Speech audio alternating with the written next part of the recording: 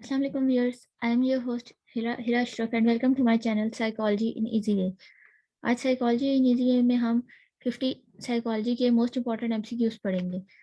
ये जो हम एमसीक्यूज करेंगे ये हम कारवान वाली बुक से करेंगे। इसका हमने चैप्टर 1 शुरू किया था जिसके 50 एमसीक्यूज पे आपको पहले भी यूट्यूब पे एक मेरी वीडियो मिल जाएगी। अब हम एमसीक्यू चैप्टर नंबर 1 है introducing psychology and research methods in psychology. अब हम 51 से 100 तक करेंगे एमसीक्यूज।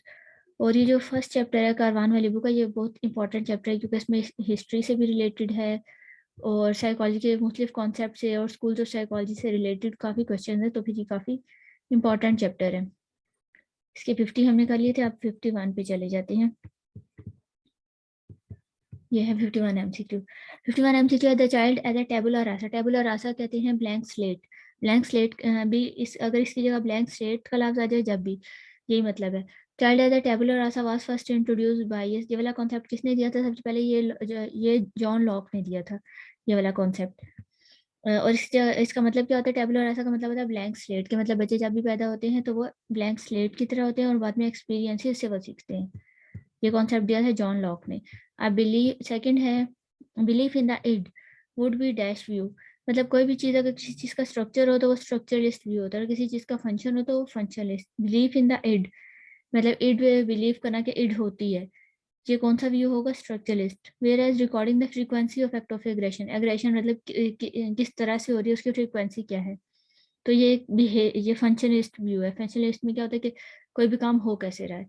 तो बिलीफ इन द इट ये स्ट्रक्चरलिस्ट व्यू है और एग्रेशन किस तरीके से हो रही है ये फंक्शनलिस्ट व्यू है। Represent the dash approach functionalist. तो 52 का क्या आ जाएगा? सी आ जाएगा।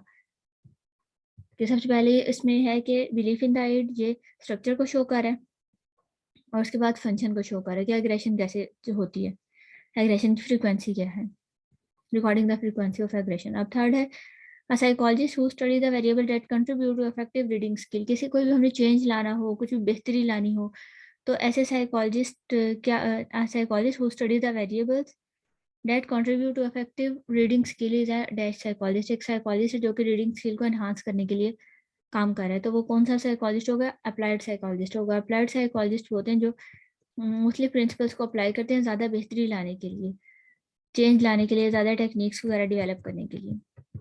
Which of the following areas of applied psychology is largest in terms of number of psychological psychologists employed? किस फील्ड में सबसे ज़्यादा साइकोलॉजिस्ट होते हैं? स्कूल, कम्युनिटी, क्लिनिकल या इंडस्ट्रियल? स्कूल क्लिनिकल साइकोलॉजिस्ट सबसे ज़्यादा जो आजकल ब्रॉड है ना, हर तरफ फैली हुई फील्ड है साइकोलॉजी की, वो क्लिनिकल साइकोलॉजी है। Which individual is correctly matched with this their theory? कौन सा इंडिविजुअल अपनी थ्योरी से करेक्टली कौन सा कॉम्बिनेशन सही है? मतलब लेविन की फील्ड थ्योरी, यही वाला सबसे 55 का ए ही करेक्ट है क्योंकि लेविन ने फील्ड थ्योरी दी थी। अब आगे है जेम्स लॉ ऑफ इफेक्ट, ये जेम्स का नहीं है। फ्रॉइड पर्सनल कंस्ट्रक्ट थ्योरी, ये भी गलत है। पर्सनल कंस्ट्रक्ट थ्योरी जो है फ्रॉइड ने नहीं दी थी। वुंड की प्रैग्मेटिज्म थ्योरी ये वुंड ने नहीं दी थी। इसमें सही ऑप्शन क्या है? लेविन, फील्ड थ्योरी लेविन ने दी थी।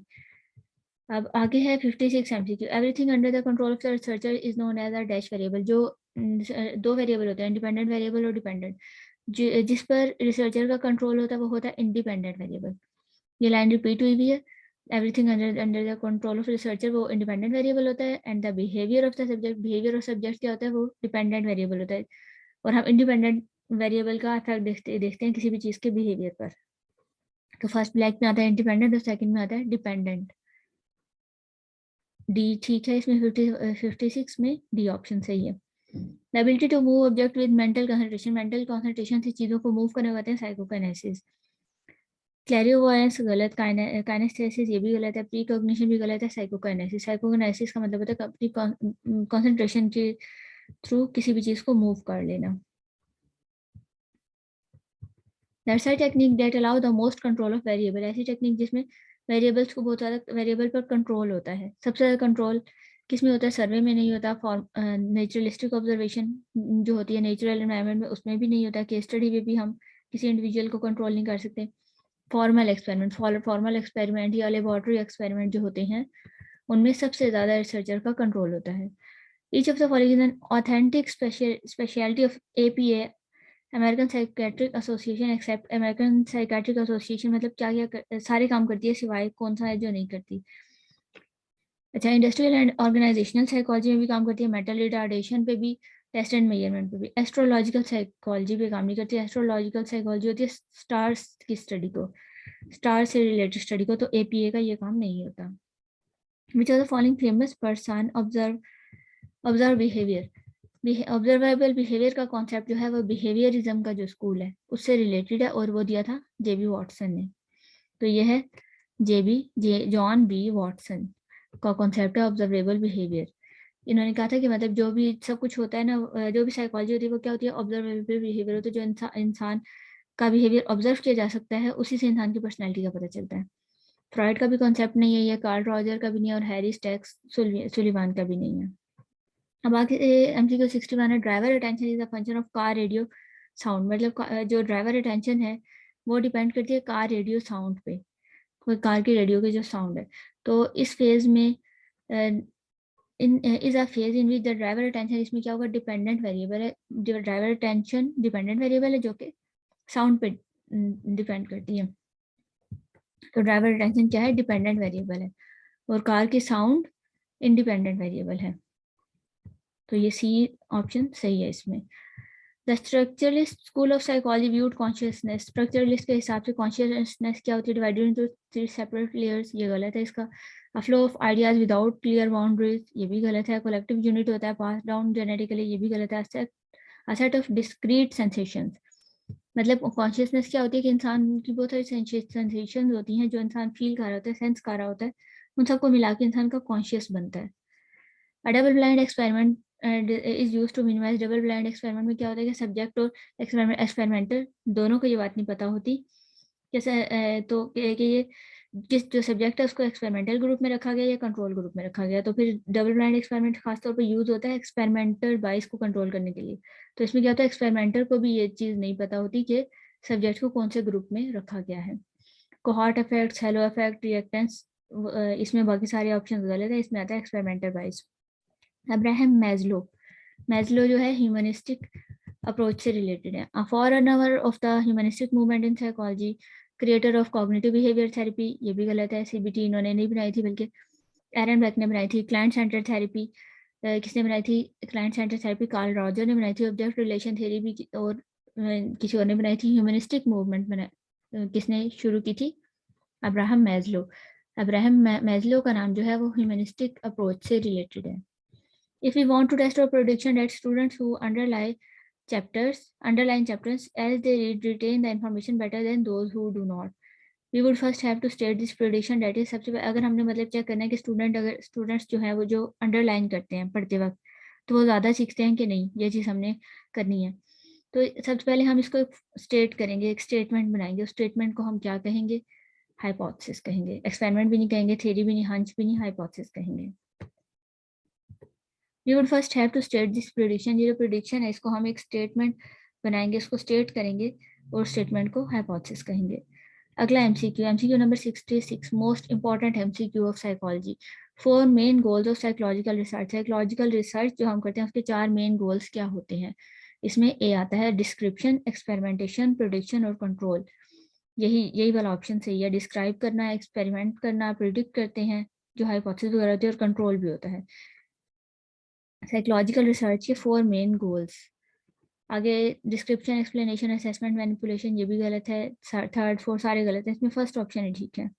Verifiable scientific study. Verifiable scientific study वो होती है जिसको हम वेरीफाई कर सकें, जिसको हम करेक्ट कह सकें कि ये करेक्ट है। वो कौन सी होती है, ऑब्जर्व इन रियल लाइफ, जिसको हम रियल लाइफ में देख सकें। प्रूवन इम्पॉसिबल टू टेस्ट, जिसको टेस्ट ना किया जा सके। Replicated with the same result, जिसको हम बार बार दोहराएं और सेम उसके रिजल्ट आए, तो उसको हम वेरीफाइबल साइंटिफिक फाइंडिंग कहेंगे कि इसको वेरीफाई किया जा सकता है कि मतलब वो करेक्ट है, काबिल तस्दीक है, करेक्ट है।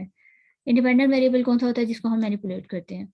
The only variable of interest, ये भी गलत है। A variable that is independently verified, ये भी गलत है। A variable whose value depend on that of dependent variable पे डिपेंड करती है, ये भी गलत है। The variable that is manipulate by the experimenter, जिसको मैनिपुलेट किया जाता है वो होता है independent variable. The first task in psychology to carefully observe and to objectively describe. Psychology का मेन टास्क क्या होता है कि ऑब्जर्व और डिस्क्राइब करना, क्या चीज़ करना है, एनिमल्स को, social institution, behaviour, symptom of abnormality, behaviour को। साइकोलॉजी का क्या टास्क होता है कि बिहेवियर को ऑब्जर्व भी करना और उसको ऑब्जेक्टिवली डिस्क्राइब भी करना। The statement that psychology is empirical, empirical का मतलब होता है तजर्बाती, जिस अमली मतलब जिसको हम आज से हम कुछ अमल कर सकें, तजर्बा कर सकें। तो इसका मतलब statement that psychology is empirical का मतलब क्या है?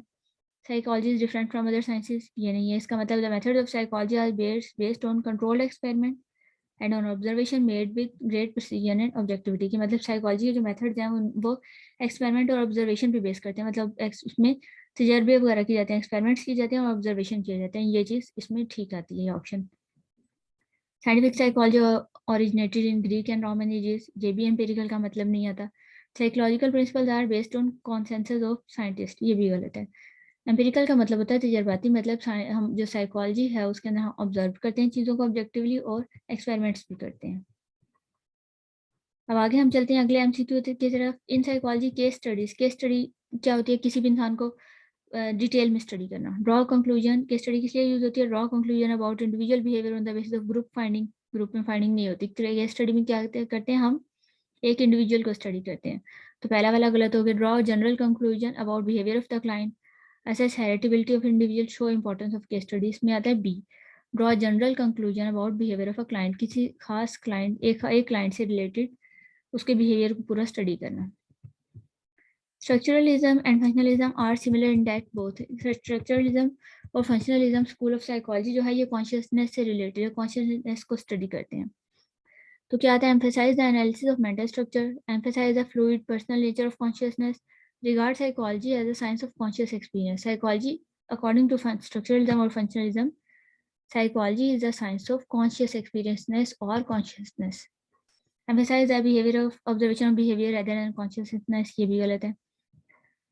The school of psychology, वो school of psychology that argue, जिनका ये कहना है that nearly all behavior is a result of conditioning, कि जो भी behavior होता है वो conditioning association की वजह से होता है, and that environment shapes behavior is labeled behaviour. जो ऑब्जर्वेबल बिहेवियर और कंडीशनिंग का जो कॉन्सेप्ट है ये बिहेवियरिज्म से रिलेटेड है।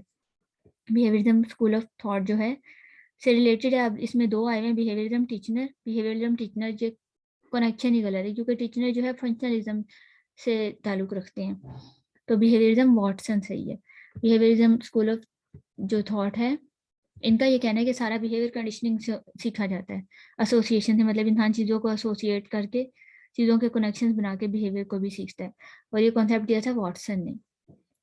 अब आगे आ जाता है psychologist who typically apply psychological principle to diagnose and treat emotional problem. Treatment के लिए जो भी साइकोलॉजिकल प्रिंसिपल इंक्लूड करते हैं, including mental illness and marital and family conflict के लिए, वो कौन से होते हैं? क्लिनिकल और काउंसलिंग आ जाते हैं साइकोलॉजिस्ट। बायोलॉजिकल भी नहीं आते इसमें, सोशल पर्सनैलिटी भी नहीं आते और स्कूल और एजुकेशनल भी नहीं आते। ये क्लिनिकल और काउंसलिंग साइकोलॉजिस्ट होते हैं जो कि मेंटल इलनेस वगैरह को डील करते हैं। The first step in any research project, किसी भी रिसर्च प्रोजेक्ट में सबसे पहला स्टेप क्या होता है? हाइपोथेसिस। पहले एक हम स्टेटमेंट बनाते हैं, एक फर्जिया स्टेटमेंट जिसको हमने प्रूव करना होता है, उसके बाद हम एक्सपेरिमेंट करेंगे, फिर थ्योरी बनाएंगे। In the early stages of research, research के शुरू के स्टेजेस में most efficient way of making progress through toward explaining of phenomena, पहले मतलब कौन सा तरीका बहुत ज़्यादा यूज होता था? एफिशिएंट वे सर्वे मेथड होता था कि सर्वे किया जाता था, लोगों के ओपिनियंस को जानने को कहते हैं सर्वे करना।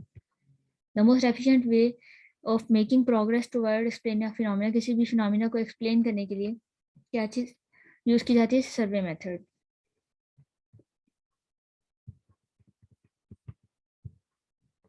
Scholarly summary of the body of research, मतलब रिसर्च जो भी हुई है उसको अगर हम कंबाइन करें, उसको समराइज करें तो वो बन जाता है literature review. Scholarly summary of the body of research on some topic, किसी भी टॉपिक पे अगर हम समरी बनाए ना सारी जितनी भी उससे रिलेटेड रिसर्च हुई है उसको कहते हैं लिटरेचर रिव्यू। बाकी सारे ऑप्शन गलत हैं। थेरी भी नहीं कहते, मेटा एनालिसिस भी नहीं और केस स्टडी भी नहीं। केस स्टडी होती है किसी इंडिविजुअल के बारे में स्टडी करना, थेरी कहते हैं कोई भी कॉन्सेप्ट अगर बार बार सेम रिजल्ट दे, और मेटा एनालिसिस को एनालाइज करने होते हैं, ये लिटरेचर रिव्यू कहते हैं।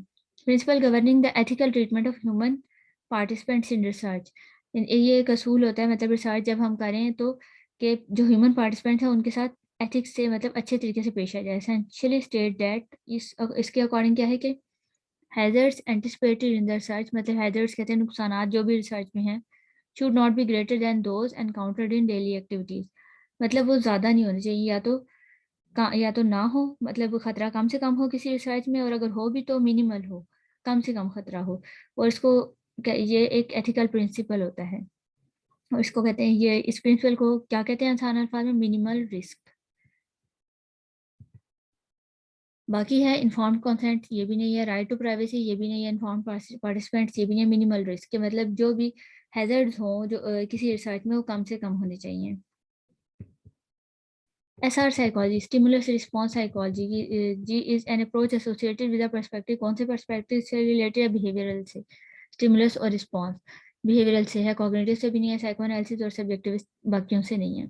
Psychologist who are interested in the perception of motion, जो मोशन को स्टडी करते हैं, part whole relationship and in how people जज साइज, कि मतलब इंसान जो है साइज को किसी भी चीज को कैसे जज करते हैं। Were identified with what school of psychology, कौन सा स्कूल ऑफ साइकोलॉजी है जिसमें हम मोशन को किसी भी चीज की मोशन को पढ़ते हैं, पार्ट होल्ड रिलेशनशिप मतलब आपस में ऑब्जेक्ट से रिलेशनशिप वगैरह, और हम साइज को कैसे इंटरप्रेट करते हैं, ये हम पढ़ते हैं gestalt school of psychology. Gestalt का मतलब ही होल होता है, कि मतलब एज अ होल हम चीज़ों को परसीव करते हैं। Relating overt behaviour, overt behaviour होता है observable behaviour, to electrical and chemical events, मतलब जो बिहेवियर नजर आ रहा है वो अंदर जो हमारी बॉडी के जो भी केमिकल इवेंट्स वगैरह हो रहे हैं उसकी वजह से, taking place inside the body is characteristics of which contemporary psychological perspective. ये कौन से ऐसा साइकोलॉजी का पर्सपेक्टिव है जिसमें ये कहा जाता है कि ओवर्ट जो बिहेवियर ऑब्जर्व हो रहा है वो अंदर केमिकल चेंजेस और इलेक्ट्रिकल चेंजेस की वजह से, ये बायोलॉजिकल पर्सपेक्टिव है जो इंसान के अंदर की बायोलॉजी को भी मतलब रिलेट करता है। Consideration of the participants in psychological research, मतलब जब हम पार्टिसिपेंट्स को साइकोलॉजिकल रिसर्च में रखते हैं तो वो कैसे रखते हैं? As dash in the research enterprise is a central principle of ethical research, और ये प्रिंसिपल भी है कि जब हम पार्टिसिपेंट्स को रखते हैं तो वो कैसे रखते हैं? Informed past participant, full party partners, willing partners या को investigator. Informed participant, informed participants का मतलब ये होता है कि जब हम पार्टिसिपेंट्स को किसी रिसर्च में शामिल करते हैं तो उनको पहले इन्फॉर्म किया जाता है रिसर्च के बारे में कि ये रिसर्च होगी और उसको ऐसे कंडक्ट किया जाएगा। और ये एक एथिकल रूल होता है, ये एक कि जब भी कोई रिसर्च कंडक्ट करनी है तो जो पार्टिसिपेंट्स हैं उनकी रजामंदी जरूरी होती है, उनको इन्फॉर्म करना जरूरी होता है। क्लिनिकल इंटरव्यू जो होता है टिपिकली इंक्लूड, इसमें क्या होता है? Follow up evaluation. Follow up evaluation ये पहले ये गलत होगा, क्यों फॉलो अप? क्योंकि ट्रीटमेंट के बाद होता है। Initial diagnosis of client psychological functioning, जब कोई क्लाइंट आए उसकी साइकोलॉजिकल फंक्शनिंग को चेक करना शुरू में। साइको फिजियोलॉजिकल असेसमेंट, ये भी नहीं आता। Client initial and final evaluation, ये भी गलत है क्योंकि इनिशियल और फाइनल दोनों आ गए इसमें। क्लाइंट इंटरव्यू, क्लिनिकल इंटरव्यू में क्या होता है? इंसान की डायग्नोसिस की जाती है इंसान की साइकोलॉजिकल फंक्शनिंग की, कि इंसान की जो साइकोलॉजिकल फंक्शनिंग है वो कैसी है, ये चीज़ चेक करते हैं क्लिनिकल इंटरव्यू में। हाइपोथेसिस, हाइपोथेसिस क्या होती है? इंडिपेंडेंट वेरिएबल बोलता है। एक्सप्लेनेशन ऑफ अ फिनोमिना, किसी फिनोमिना को एक्सप्लेन करते हैं, वो थ्योरी का काम होता है। Testable prediction derived from a theory, ये एक टेस्टेबल प्रिडिक्शन होती है कि हम पहले मतलब सोच लेते हैं कि ऐसा ऐसा होगा, फिर उसको हम एक स्टेटमेंट के फॉर्म देते हैं तो वो हाइपोथेसिस बन जाती है। ये एक टेस्टेबल प्रिडिक्शन होती है जिसको हमने प्रूव करना होता है, डिराइव फ्रॉम अ थ्योरी। और फोर्थ जो है डिपेंडेंट वेरिएबल, वो भी गलत है। The amount of association between two और मोर वेरिएबल, दो या दो से ज्यादा वेरिएबल के बीच में जो रिलेशनशिप होता है उसको क्या कहते हैं? को रिलेशन। को रिलेशन मीन का मतलब ही यही होता है, relationship between two variables. Naturalistic observation भी नहीं कहते, रिलायबिलिटी भी नहीं, सिंक्रोनिसिटी भी नहीं कहते। गेस्टाल्ट थ्योरी किस पे जोर देती है, किस पे एम्फेसाइज करती है? फ्लो ऑफ कॉन्शियसनेस, ये गलत है क्योंकि कॉन्शियसनेस पे फोकस कौन से स्कूल्स करते हैं? स्ट्रक्चरिज्म और फंक्शनलिज्म। एटम्स ऑफ थॉट, ये भी गलत है। और tendency to see pattern, gestalt का मतलब होता है होल, टू सी, तो गेस्टाल्ट साइकोलॉजी या गेस्टाल्ट थ्योरी किस पे होती है? To see patterns. The group in experiments which receive no treatment, वो वाला ग्रुप जिसको कोई ट्रीटमेंट नहीं मिलती उसको कंट्रोल ग्रुप कहते हैं, और अगर ट्रीटमेंट वाला ग्रुप आ जाए तो वो एक्सपेरिमेंटल ग्रुप हो जाता है। The cause of abnormal behaviour is only physiological, it is explain by, ये कॉन्सेप्ट किसने दिया था कि जो भी बिहेवियर की कॉज होती है वो फिजियोलॉजिकल होती है? ये दिया था मेडिकल मॉडल वालों ने, कि जो भी उसकी जो भी किसी एबनॉर्मल बिहेवियर की कॉज होती है वो फिजियोलॉजिकल होती है। अब आगे आता है psychology has been defined by psychology क्या है? Study of behaviour, study of mental activity, study of behaviour and mental process. Most important MCQ है ये कि जो psychology is the study of behaviour and mental processes भी कह सकते हैं, माइंड एंड बिहेवियर भी कह सकते हैं, माइंड एंड बिहेवियर और mental processes and behaviours. Mental processes की जगह माइंड का वर्ड भी आ सकता है कि साइकोलॉजी में हम दोनों चीज़ों को स्टडी करते हैं, बिहेवियर को भी और मेंटल प्रोसेसेस को। अगर समझ आ रही है अच्छे से तरीके से तो फिर आप साथ साथ चैनल को सब्सक्राइब भी कर दें। चलें अब आगे चलते हैं एमसीक्यू नंबर 90 की तरफ। In order to understand the unusual behaviour of an adult client, किसी क्लाइंट का हमने अनयूजुअल बिहेवियर को स्टडी करना है। Clinical psychologist has carefully investigated the client's current life situation and his physical, social and educational history. तो psychologist क्या करता है, उसकी सारी हिस्ट्री, उसकी फिजिकल हिस्ट्री, सोशल, उसके रिलेशनशिप, एजुकेशन, उसकी हर चीज़ को स्टडी कर रहा है। तो ये कौन सा मेथड है? ये केस स्टडी मेथड है। केस स्टडी मेथड में किसी क्लाइंट को डिटेल में स्टडी किया जाता है, उसकी हर तरह की हिस्ट्री को चाहे वो उसकी एजुकेशन से रिलेटेड हो, फिजिकल हिस्ट्री, हर चीज़ को चेक किया जाता है। A person who tries to lessen tension between management and worker, workers और मैनेजमेंट के दरमियान में टेंशन को कम करने की कोशिश कर रहा है एक बंदा, तो वो कहाँ पर कौन सा साइकोलॉजिस्ट होगा? इंडस्ट्रियल साइकोलॉजिस्ट होगा, क्योंकि इंडस्ट्रीज में ऑर्गेनाइजेशन में वर्कर होते हैं। और इंडस्ट्रियल साइकोलॉजिस्ट की जगह ऑर्गेनाइजेशनल साइकोलॉजिस्ट भी आ जाए तो तभी यही होगा, organisational psychologist. Psychophysics is the study of relationship. Psychophysics किसका रिलेशनशिप होगा? Psychology and physics. नाम से ही पता चलता है psychophysics, psychology and physics. Stimulus and physical energy भी गलत है। परसेप्शन एंड फिजियोलॉजिकल प्रोसेस, ये भी नहीं आता। Sensory attributes and physical energy, ये भी नहीं आता। The discipline that deal with sampling data from a population, population से वो कौन सा डिसिप्लिन है कि पॉपुलेशन से डेटा लेते हैं and then drawing inferences about the population from the sample, और पॉपुलेशन के बारे में इन्फ्रेंसेस निकालते हैं। मतलब पॉपुलेशन से पहले डेटा लेना है और फिर हमने सैंपल के थ्रू पॉपुलेशन के बारे में इन्फ्रेंसेस निकालनी है। हाइपोथेसिस टेस्टिंग, ये आप कंफ्यूज हो सकते हैं हाइपोथेसिस टेस्टिंग में और स्टैटिस्टिक्स में। लेकिन हाइपोथेसिस टेस्टिंग एक प्रोसेस है, जबकि इधर लिखा है डिसिप्लिन, कौन सी ब्रांच है, तो स्टैटिस्टिक आएगा। मल्टीवेरिएट एक्सपेरिमेंटेशन भी नहीं आता, इंडिपेंडेंट सैम्पलिंग भी नहीं। स्टैट्स में ये चीज़ होता है कि पॉपुलेशन के मुतालिक सैंपल के थ्रू इन्फ्रेंसेस ली जाती है, सैंपल पे रिसर्च करते हैं और उसे हमें पॉपुलेशन के बारे में पता चलता है। तो ये स्टैट्स में होता है ये काम। When two variable are correlated, दो वेरिएबल कोरिलेटेड है, मतलब उनका रिलेशनशिप है, तो फिर आगे वेरिएशन इन वन, अगर हम एक में चेंज करें, may possibly cause variation in other. एक अगर दो रिलेटेड हैं तो एक में चेंज करें तो दूसरे में भी चेंज हो सकता है। Can only be inferred with social validation, ये भी गलत है। Can the cause of variation in the other only if the correlation is positive, इसमें है कि सिर्फ पॉजिटिव कोरिलेशन हो जब भी चेंज आएगा, हालांकि नेगेटिव हो जब भी चेंज आए तो ये भी गलत है। Always just a causal relationship with the other, causal relationship correlation के थ्रू पता ही नहीं, फाइंड आउट नहीं किया जा सकता कॉजल रिलेशनशिप। तो इसका पहला ठीक है कि मतलब दो चीज़ों में अगर कोरिलेशन है तो एक में अगर चेंज आए तो दूसरे में चेंज आएगा। इन साइकोलॉजिकल रिसर्च में dash is defined as an entity that can occur with different values. कौन सा चीज़ होती है जो मुख्तलिफ वैल्यूज जिसकी हो सकती हैं? तो ये है एक्सपेरिमेंटल ग्रुप। इस वैल्यूज के बजाय अगर इधर लेवल हो तो ये ज़्यादा अच्छा हो जाएगा कि कौन सी ऐसी चीज़ है जिसकी ज़्यादा वैल्यूज हो सकती हैं या ज़्यादा लेवल्स हो सकते हैं, वो एक्सपेरिमेंट वो है experimental group.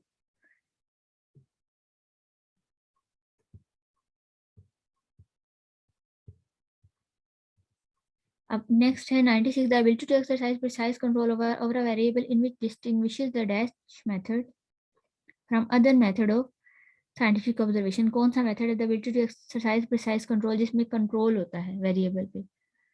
In which distinguish the dash method, और ये कौन सा मेथड है और ये बाकी सबसे मुख्तलिफ होता है? ये एक्सपेरिमेंटल मेथड होता है। 96 का है सी, एक्सपेरिमेंटल मेथड होता है जिसमें कंट्रोल होता है और वही इसको बाकियों से अलग बनाता है, उसको डिस्टिंग्विश करता है। Specification of how a researcher measure the dependent variable. एक रिसर्चर डिपेंडेंट वेरिएबल को जैसे मेजर करता है उसको क्या कहते हैं? Hypothesis, control condition, replication, operational definition. कोई भी चीज़ जिस तरीके से मेजर की जाती है रिसर्च को, उसको एक्सप्लेन किया जाता है, उसको कहते हैं ऑपरेशनल डेफिनेशन। तो कोई भी डिपेंडेंट वेरिएबल है उसको हम जिस तरीके से मेजर करेंगे उसको कहेंगे ऑपरेशनल डेफिनेशन है उसकी। जैसे इंटेलिजेंस है, अगर हम इंटेलिजेंस को क्या कि इंटेलिजेंस को हमने मैयर इस टेस्ट से करना है, तो वो ऑपरेशनल डेफिनेशन है कि उस टेस्ट पे अगर उसका रिजल्ट ऐसा आएगा तो फिर इंटेलिजेंस ज़्यादा होगी, कम होगी। मतलब किसी भी चीज़ को जब हम अच्छे तरीके से एक्सप्लेन करते हैं रिसर्च में, तो वो ऑपरेशनल डेफिनेशन होती है, उसको कैसे मैयर किया जाए। द फर्स्ट साइकोलॉजिकल लेबोरेटरी, ये भी मोस्ट इंपॉर्टेंट एमसीक्यू है ये वाला, अक्सर आ जाता है। First psychological laboratory was established in, कहाँ बनाई गई थी और कब बनाई गई थी? रशिया, आइवन पेवलोव, गलत है ये। जर्मनी में William wound, Australia Sigmund Freud, United state William James, ये विलियम वुंड ने बनाई थी। इनका जो स्कूल ऑफ साइकोलॉजी भी है स्ट्रक्चरलिज्म, और ये जर्मनी में बनी थी, विलियम वुंड ने बनाई थी। William Wundt use the research method known as, William Wundt का method psycholinguistic, psychoanalysis, math practice, introspection है इनमें से। अगर स्ट्रक्चरलिज्म आए तो स्ट्रक्चरलिज्म करेंगे, लेकिन यहाँ पर स्ट्रक्चरलिज्म नहीं दिया होगा, इधर इंट्रोस्पेक्शन दिया हुआ है। Introspection is a method of structuralism. Introspection जो है ना कॉन्सेप्ट, वो इनके स्ट्रक्चरलिज्म के कॉन्सेप्ट के अंदर ही आ जाता है। अब आगे आते हैं कॉन्टेम्प्रेरी साइकोलॉजी। कॉन्टेम्प्रेरी साइकोलॉजी भी इंसान के जो बिहेवियर और मेंटल प्रोसेसेस को मेजर करने के लिए यूज होते हैं। Is best defined as the science of conscious and unconscious mental activity, observable response to the environment, behavior and mental processes, thought, feeling, perception। तो 100 का है C, behavioral and mental processes। Contemporary psychology is the science of behavior and mental processes। हमारे 100 MCQs complete हो गए हैं। अगर आपको अच्छा लग रहा है तो अच्छे अच्छे कमेंट्स करिएगा, इससे मोटिवेशन मिलती है हमें, ताकि मुझे पता चले कि आपको मेरी वीडियोस अच्छी भी लग रही हैं कि नहीं। और चैनल को लाइक और सब्सक्राइब करना मत भूलिएगा। अगली वीडियो तक के लिए अल्लाह हाफिज़।